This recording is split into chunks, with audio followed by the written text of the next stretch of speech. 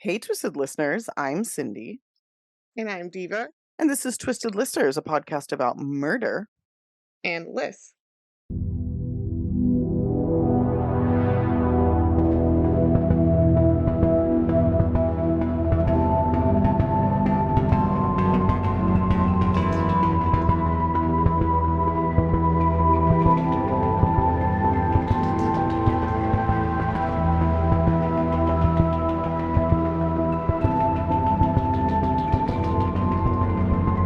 And this week we are doing Murders of Appalachia.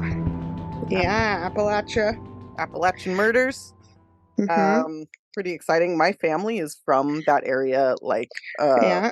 I've driven, I don't know if I think it was partially through there in Arkansas, driving through the mountains and thinking I was going to die in the craziest rainstorm of my entire life. Um, it was so bad that I couldn't even use my phone to call somebody because I couldn't take my eyes off the road or my hands off the wheel. Oh, that's my Yeah, nightmare. it was wild. And it was like pitch black because it was nighttime too. So yeah, good Oh my times. gosh. Yes. That is, yeah. I had to look at a map while I was deciding what cases to do. I was like, okay, what is Appalachia? I used a little map guide. So every case would be squarely in the boundaries of Oh, Appalachia. yeah, smart. Okay. So, Yes.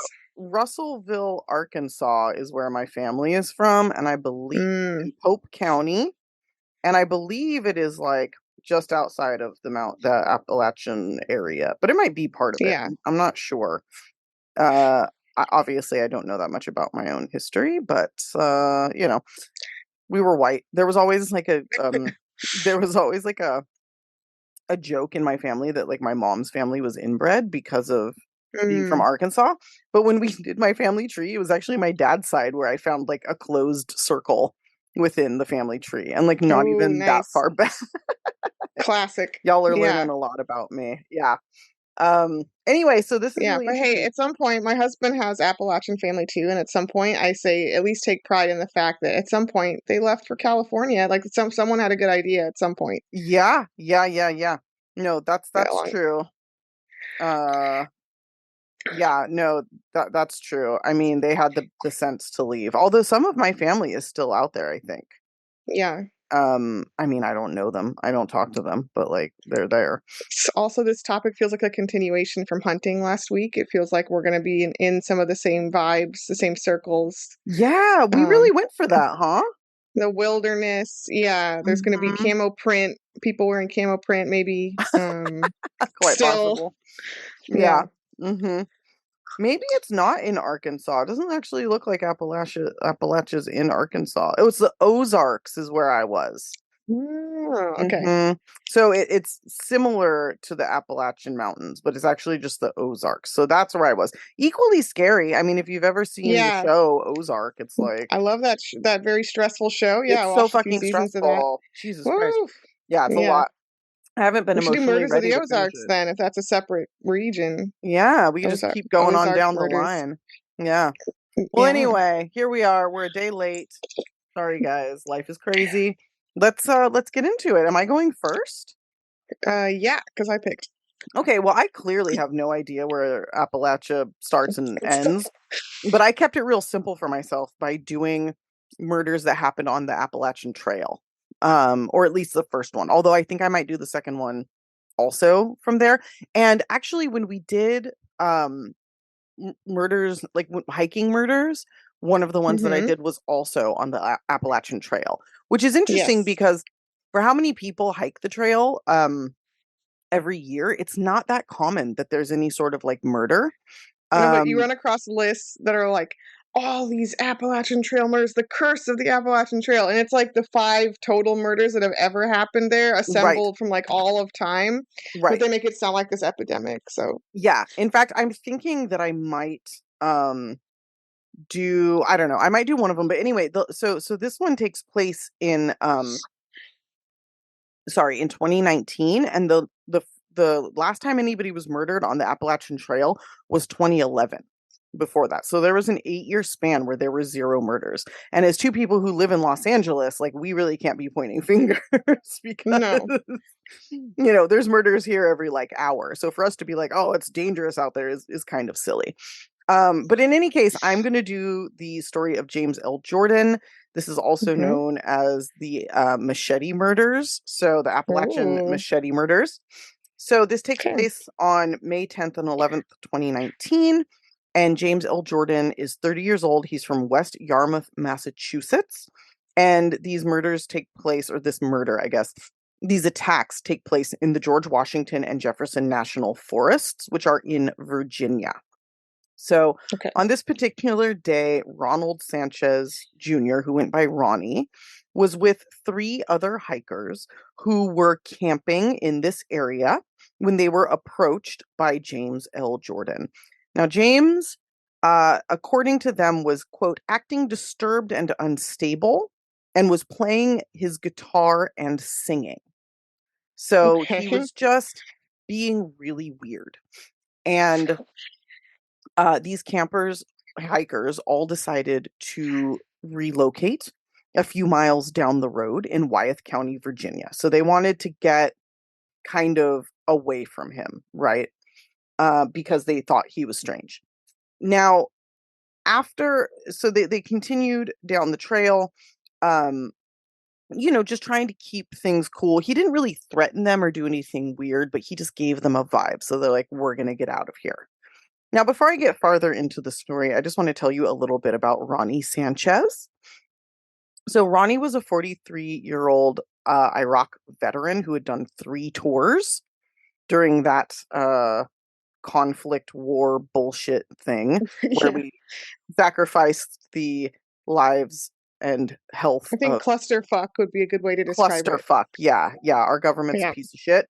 So he served in the army for 16 years. He did 3 tours as a combat engineer.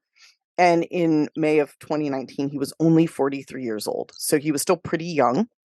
Okay. He was born and raised in Garden Grove in Southern California, down in Orange County. And he moved to Oklahoma after leaving the army. He got married, or he may have already been married when he entered the army, but he was married at the time. And he was so depressed and so full of PTSD. His ex-wife said that he would sleep all day and play video games all night. He avoided people. He would only go out at night so he didn't have to see people. He was just very, very damaged from what happened to him. He was also physically damaged. He had issues with walking. His legs were messed up. I don't know exactly what happened, but this man was just broken by our disgusting system of, just throwing bodies at conflicts for profits Yeah. for the quote unquote elite, the predator class. I mean, all wars fuck people up, but that one especially, like, really did. It was like our Vietnam, honestly. Yeah. It's Yeah. just really fucked. So he fell into this deep depression for a number of years and finally, slowly decided that he was going to pull himself out of this. He was going to get better. He was going to be a happy, productive member of society, which, like, good for him to have the strength to do this. A lot of people have a lot of trouble with this. And I think it's really great. So little by little, he started rediscovering his love of the outdoors, and he figured he could connect with nature as a way of combating his depression. So he started going on bike rides. He started racing dragon boats, which I'm not even sure what those are. He learned how to ride horses, and he decided to do a through hike of the Appalachian Trail. Now, the Appalachian Trail from Georgia to Maine is just under 2,200 miles. It's 2,192 miles. Okay. Okay. That's a So lot of hiking. it's insane. And in 2019, 5,000 hikers registered for this season, and Ronnie was number 21. So he was ready to go. On And it. he Yeah. was on it, yes. And he started his hike earlier than most. So he went when it was still very cold because he knew that his pace was going to be slower than most. So he started early so that he could get it done. I'm grimacing because it sounds like my nightmare. I know, Um, but you know this how I was feel about something hiking. I Yeah. do, but this was something that really mattered to Ronnie, and it Okay. was going to help him change his life, and it was already. Now, Okay. while he was on the trail, he adopted the trail name Stronghold. As you can guess why. You can imagine how he Okay. got that. A lot of hikers give themselves nicknames. It's just like a thing. So there's on the Appalachian Trail, there's like hiking books that you can sign as you stop at certain bases and things. And so people will sign their nicknames on those, and that's what he was doing. Okay. So by early May, he had made it to southwestern Virginia. So he'd already gone 545 miles. He had hiked Oof. 545 miles, which is amazing. It's And insane. That's like from San Francisco to LA. yes, it is actually almost exactly. Yeah. Yeah, but on a fucking hiking trail that's not flat and easy, which Yeah. basically, besides, there's one mountain range from San Francisco to LA. Yeah. And this is a mountain range, the whole thing. So, Right. in any case, um, he was kicking ass. He was meeting people along the way, and the people who met him all said like he was wonderful. He was obviously very kind, and he was very, very open about his PTSD. He was very Hmm. willing and happy to talk about why he was doing what he was doing and the healing it was bringing him, and people found him to be really inspirational. So on the day that he and these three other hikers met this man, James L. Jordan, they had all just kind of met each other and got along and decided to hike together. Now, the woman that there was a married couple whose names I didn't get that they were with, and then there was a woman named Kirby Morrill who was from or Morrill who was from Nova Scotia, Canada. And she and Ronnie had kind of stuck together and then met up with this married couple, and they had all kind of decided to hike together. So he was making friends and like people that he would probably know for the rest of his life. So it was a really beautiful thing, right? Yeah. So like I said, he had repeated surgeries on his shoulders and knees after the army, so he had all these issues. But these people were willing to hike with him and to slow their pace to be with him. So now they're in Virginia in these forests, and they meet this Jordan guy, and they decide to leave and camp a little farther down. Now, James L. Jordan had been in the area on this trail for a number of months at this point and had received multiple complaints and calls to, I don't know if it's like the forest department or who, I think it's the forest department who looks this over. And these people said, at various points he had threatened them. He had made weird sort of threats. He had chased people. He flashed a knife. But nothing could really be done because even when he was sort of like picked up, he would always come back. So like one ranger picked him up, convinced him to go home, bought him and his dog like a bus ticket to get him back to Massachusetts, but he got off at the next stop and just came back to the Mm. trails. So, Okay. short of shy of arresting him, which I guess they couldn't do, they had put out like notifications to hikers to like be on the lookout for him, but they Okay. basically didn't really do anything, right? So, May 10th, he harasses these guys. They go a little bit farther down the trail and they put up their tents. Now, in the middle of the night, around midnight, a little bit later, he finds these same hikers and he starts threatening them. He says he's going to, quote, pour gasoline on their tents and burn them to death. Ooh. So it's getting violent. Yeah. Um, yeah. So as they're, okay, we're going to get out of our tents, they're packing up their tents, they're going to go somewhere else. He confronts them with a knife. And it's not just a knife, it's a 20-inch machete. So Hmm. the married couple run. They just fucking Oh bail my out. They make a God. run for it. It's And like a horror movie, yeah, just like machete moment. Okay. yeah. And he gives chase. So he chases them, leaving Ronnie and Kirby at this original site. So he gives chase, and this couple calls 911 at 2:30 a.m. and they say, we're being chased by a man with a knife. He gives up and comes back to the campground where Ronnie and Kirby are. He and Ronnie get into a verbal altercation where Ronnie, I guess, essentially just tells him, like, dude, leave us alone. We don't want any trouble. Like, get away from us. Now, very unfortunately, this upsets James and he attacks Ronnie with this machete and Ugh. stabs and cuts him. Uh, and then Ronnie tries to fight back, but he doesn't have a weapon. So he's on the ground. Kirby runs for her life and James starts to chase her. Now, he eventually catches up with her when she runs out of energy. She can't keep going. and he starts stabbing and slashing at her. Now, Kirby plays dead. She falls to the ground and pretends to be dead, and he walks away from her. And Wow. it's unclear, but it sounds to me like he went back to Ronnie and attacked him further, even though he was already on the ground. Oh my God. So, mhm. uh, so he, uh, Kirby, sorry, I'm getting lost. Kirby calls 911. She runs for shelter and makes the call. She like finds other campers. I guess she just ran without her stuff. Makes the call to 911, lets them know what happened. When they show up, they find Ronnie on the ground. He had actually activated the SOS feature on his phone as well, but Wow. unfortunately, by the time police arrived, he was already dead, Oh my gosh. which is just unbelievably An horrifying that insane way to after, die. Yeah. especially after all that he'd been through, you know, Yeah. just Ugh. unreal. So a few hours later, around like 6 a.m., police arrest James L. Jordan and they take him into custody. And I'm not even gonna get into like what he said because it's unintelligible. It's like complete gibberish. It's not real.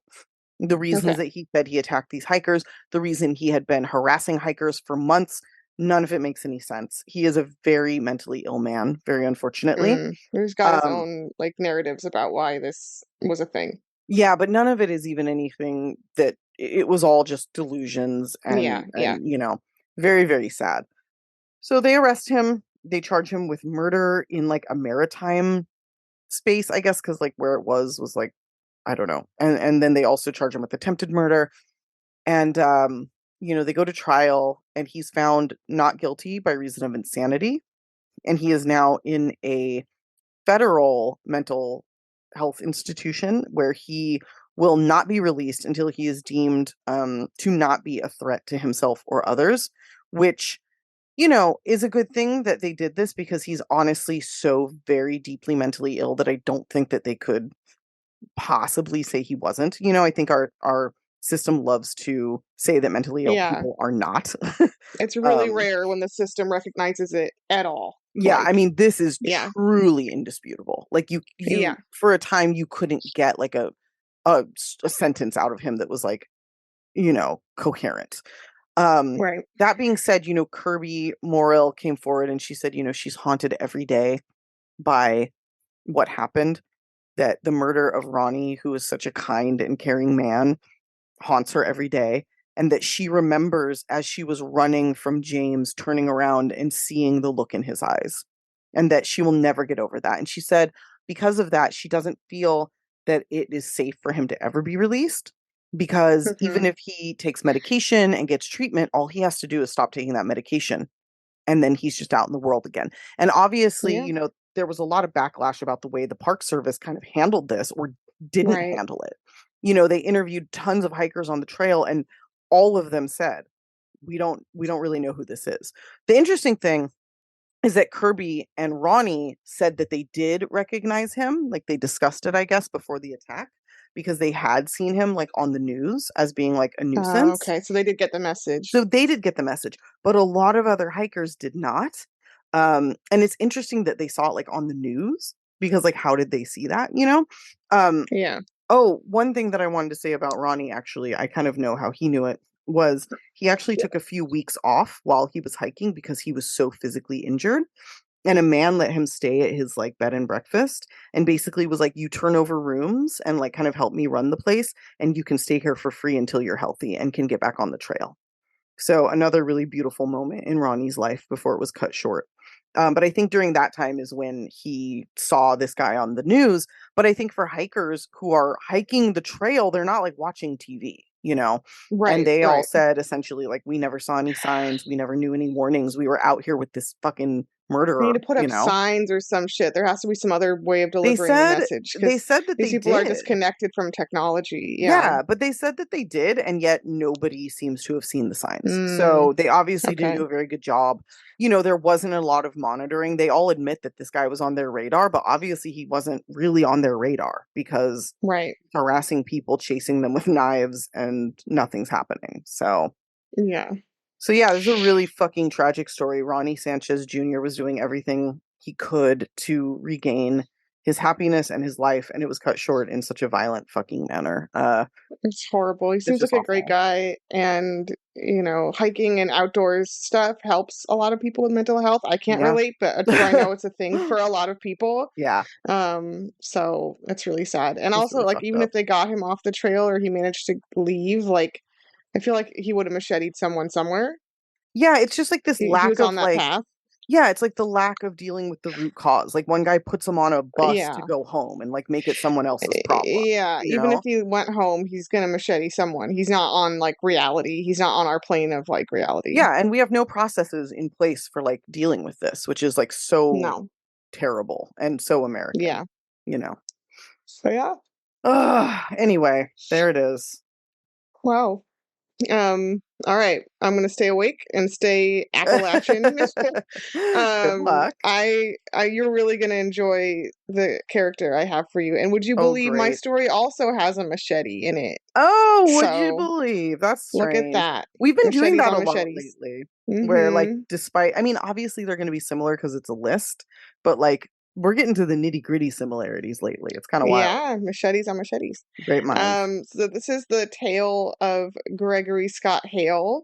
We're Hmm. going to back to 2014 into Manchester, Tennessee, which is like, I guess, I think I can try to picture a map. The eastern part of Tennessee is like Okay. Appalachia. Okay. Yeah, that far eastern side.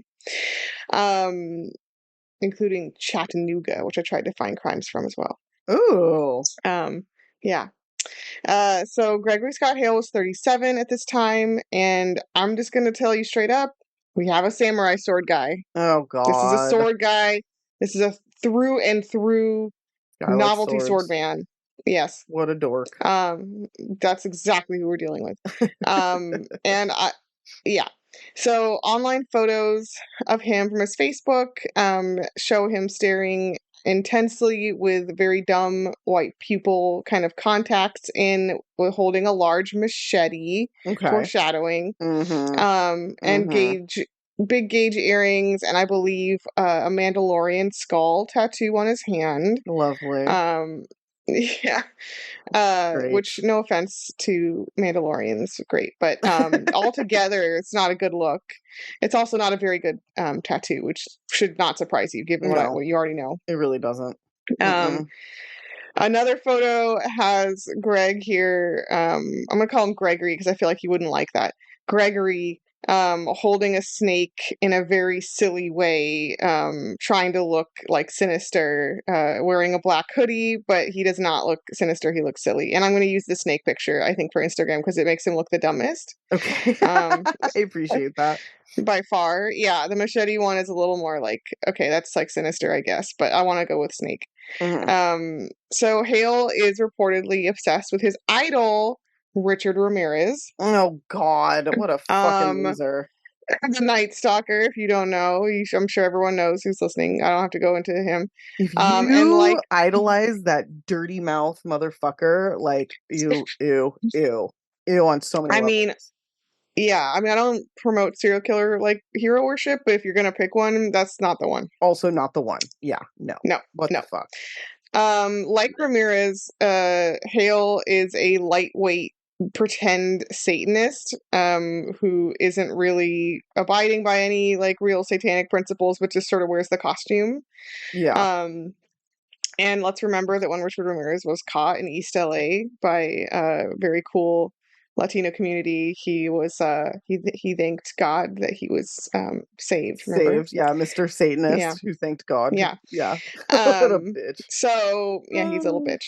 So similar dude here in that regard. When the Night Stalker died in 2013, I believe, Hmm. Gregory here posted on his special Facebook, "R.I.P. Night Stalker. Wish I could have met you. All sad." I wish you Um, could have met him too. yeah. Oh. Well, Gregory, for a long time, I guess, worked at a meat processing plant, but he was fired not long before this for stealing and taking home eyeballs, bones, and blood. Um, you Come know, on.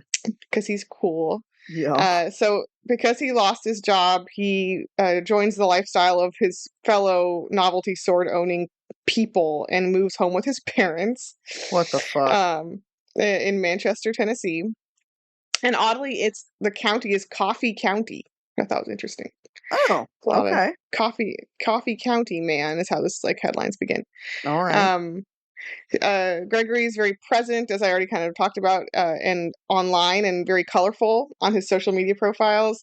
He posts the pictures I mentioned, but also fun quotes, which people pull up later in news stories. Mm-hmm. And the first one is, I hug the people I hate so I know how big to dig their hole in my backyard. What a fucking Which I feel loser. like he saw on like a Hot Jesus. Topic shirt maybe or Yeah, something. obviously. And then Yeah. here's my favorite, uh, and I'm gonna try to convey to you the spelling choices. Okay. Quote: I was thinking today, and wandered, not wondered, wandered. Anne If wandered. Okay. if some one, two separate words, was to become a cannibal and eat a vegetarian, would the vegetarian taste like the fake soy meat like they got in some fast food places? Bro, stop it. Fucking stop it. So edgy, Oh so fun. God, what a So, fucking dickbag. so stupid. Um, He's and I'm so stupid. And I He is. guarantee he also like saw that somewhere else and he was just like, I'm gonna just steal this and then like, but with worse misspellings. Oh, the So someone, the SUM, and then the number one is totally like a thing. It's so yeah, fucking stupid. yeah. There. Okay, so so when he's in Manchester, fast forward to spring 2014, Gregory goes to a liquor store for some beer supposedly, and he meets their employee's 36-year-old Lisa Marie Hyder.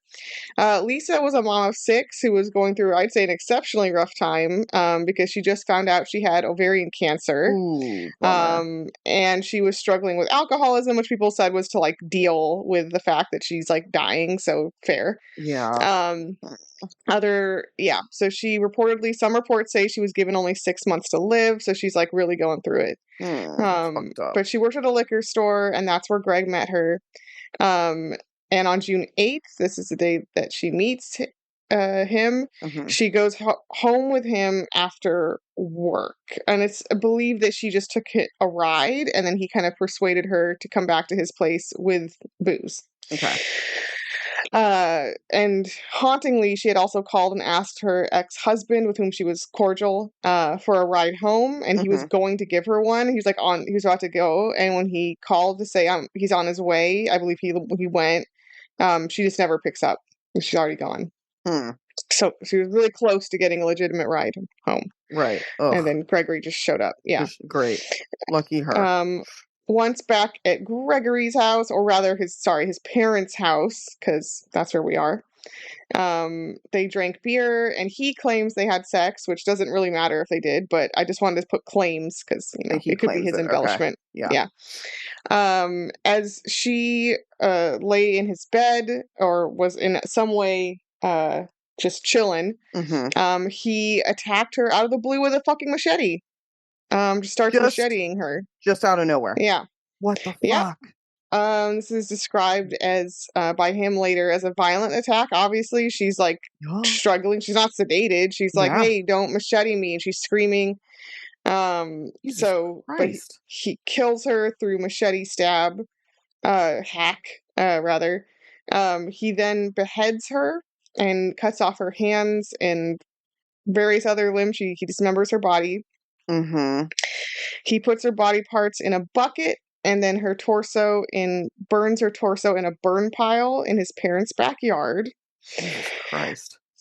He apparently photographed the body in the process of mutilating it and doing all these horrible things. Good God. And at some point he also just blatantly asks his neighbor, just strolls across the street, I guess, or down the way, and asks his neighbor for help moving a body, and apparently shared "quote unquote" gruesome details about the crime with the same neighbor Just when he straight asks up. for help. Just straight up. Hey, so I just dismembered this girl, yeah, and her torso's in my backyard, like just like casual. And Jesus this is Christ. how he got caught because thankfully this neighbor is not a psychopath and fucking calls police. Yeah, okay, good. What the um, fuck? yeah, they're just like backing away, like, no, sorry, Gregory, I got a lot going on today, Can't help you. Um, Sorry. That sounds like a cool afternoon, though. You have a Yeah, good time. sounds great. Um, Gregory would also later claim that he saved some parts of Lisa to eat, and he did cannibalize some Fuck parts of her off. body. I'm gonna call slightly bullshit because he did not provide any specifics on that, and he was Hmm. quite specific about the dismemberment. So I'm kind of like, I feel like he just threw that in there to like for serial killer cred. Hmm. And I don't think it's legit. I don't know. I'm like, well, what part? Like, I feel like I don't know. Not that I want the details, but I feel like a real like detailed account would just tell me the Hmm. part that they ate. Jesus Um, Christ. I don't know. It could be real. It could be bullshit. Yeah. By the way, his parents were home this whole time. It's not a huge house, but apparently they didn't hear anything because they were just in a different part of the house, supposedly. So then you hear like screaming and like Or sawing, hacking. Any of dismembering that? sounds. I don't know. Dude. I Uh-uh. don't know. I don't know. That's what they claim. I don't believe them. Um, yeah, that's interesting. So in 2015, after Gregory was very promptly arrested, he gives a full confession, and some speculate that, it's pretty obvious that he wants to kind of have this sinister image as a serial killer and emulate the Night Stalker. So of course he's going to give a Hmm. big detailed confession. That's kind of, what he's into. Hmm. He's like bragging about it. Um, Gregory pleads guilty to first-degree murder, along with charges of abuse of a corpse and tampering with evidence, and he gets life without parole pretty Good. speedily. Okay, good. We have a few more dumb things to hear about from Gregory, though. So in 2016, Hmm. he writes to the Manchester Times, his local paper, because Hmm. apparently he wants to tell us his side of the story. Of course he Yay! does. Of course he Um, does. What a bitch. yeah, and I love the headline too that they run because it's like cannibal, disgusting murderer pig man wants his side of the story told. Like they really lead in with like a really like denigrating thing, appropriately denigrating thing, and they're like I wants like his that. side of the story. Yeah, Sometimes and I it's like like when really the stupid media just goes like and a little hardcore. snarky. There's like, hey, fuck Yeah, you.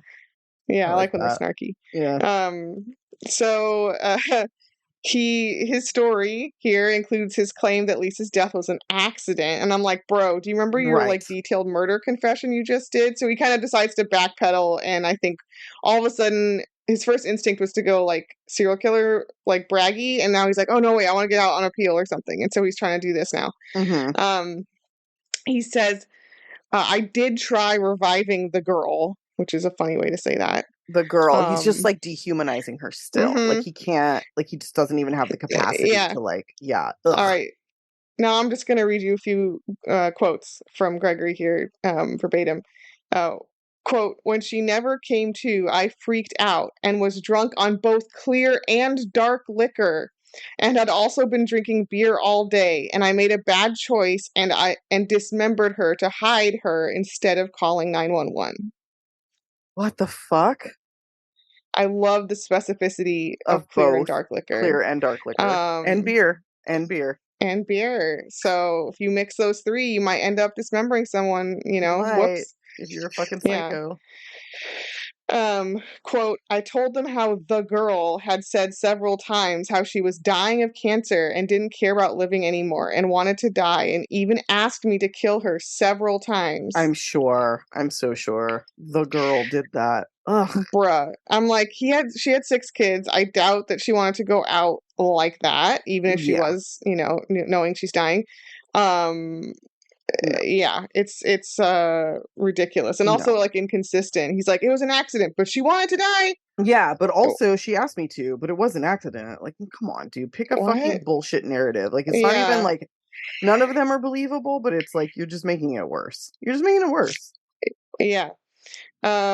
He took issue with the media's description of him as killing to fulfill an obsession with horror and serial killers and the Night Stalker. He claimed that he was, quote, into horror and gore, and I love shock value, but that does not mean I had an obsession. Which, like, okay, you clearly did. Mm-hmm. Look at Yes, your you did. Facebook, my dude. Yeah. Yeah. He clarified. Oh, apparently he had a prop of a dismembered woman also in his house casually. Oh And he God. clarified that that was from his work at a haunted attraction, and that's why he had that, and it had nothing to do with his intent to dismember a woman. And I'm like, okay, well, funny thing is you did. Yeah, So strange how that worked out. it's really Strange. weird. Well, funny coincidence. Good God. Okay, here's another. I just got a few quotes. I just copied and pasted stuff this guy said. This is my whole story. Yeah, no, I Okay. appreciate that. Quote, you people in the press and media should not be given any details because y'all's exploitation hurts people's defense. So he's like, don't talk about my case because I want to win an appeal. And that's like, okay. Um, What? and this is, yeah, it's basically like you're hurting my defense by talking about how I cannibalized this woman. By talking about what I did. Don't talk about what I did because I want to get in trouble and also for it. what I admitted to. Yeah. Yeah. Good God. This one's really good. Quote, y'all only put up the bad. I have been told by a couple of people who really know me and who wrote positive things about me or said positive things. And for some reason, that never gets published. Yeah, I'm just gonna say that the murder, dismemberment, and cannibalism was like a bigger deal than like you washing somebody's car for them or whatever the fuck you did. That the news like evens it out. The newspaper is not going to be like breaking news: cannibal murderer did one person like them. Yeah, okay. Oh, good God. He also wrote that he should have been given a manslaughter charge because this is an accident, but the DA, quote, made it a witch trial because of my religion. Because of his religion? It couldn't be because of like, oh my God. Your confession, maybe? Your confession, the fact that you have a dismembered body, the fact that you like have talked about this forever. Like, what the fuck, dude? You like post about it every day. Two things though. First of all, I do not think he's a real practitioner of Satanism, which is there are several like branches of, and I do validate it as a real for sure religious practice. No. He is not part of it. That they do not claim him. No. Secondly, I really fucking hate when privileged white guys claim that there's a witch trial out against them, and it makes me think of the actual witch trials, which I know a lot about. And I'm like, please stop using that as a fucking phrase. It's always white guys. It's always like Trumpy guys. We're like, it's a witch trial, witch hunt, right? Yeah. I really hate them using that phrase. Anyway, neighbors came out and said how shocked they were, and they did have normal interactions with him. So, hey, to counter his point, there was actually a news story about people saying not nice things about him, but just so they didn't see it coming.